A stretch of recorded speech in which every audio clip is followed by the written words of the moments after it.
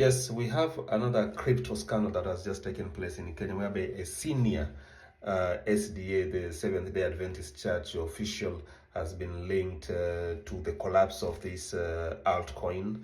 Therefore, Kenyans, as usual, just not just Kenyans, but many people, usually invest in these bitcoins and, of course, other crypto and other altcoins. Therefore, there's one called Opticoin, which was dealing with crypto and also forex, and some Kenyans apparently had placed millions of investment in that altcoin. Therefore, apparently, this Opticoin had some issues, and of course, people couldn't withdraw their cash, and of course, some couldn't access their investments.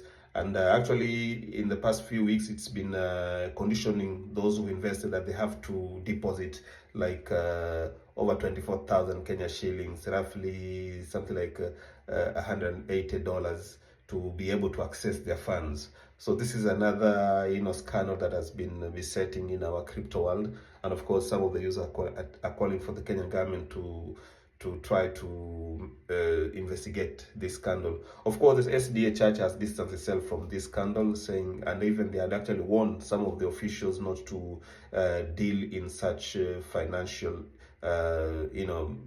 discrepancies here and there. And of course, this SDA members name, we can't of course name him here. Of course, it can be malicious, or we can be sued for that. So we are waiting to see, because some people have lost a tune of like 94 million Kenya shilling. That is over 700 and something million dollars, 700 and something thousand US dollars. So yes, we are yet to see how the government or the DCI will get through this.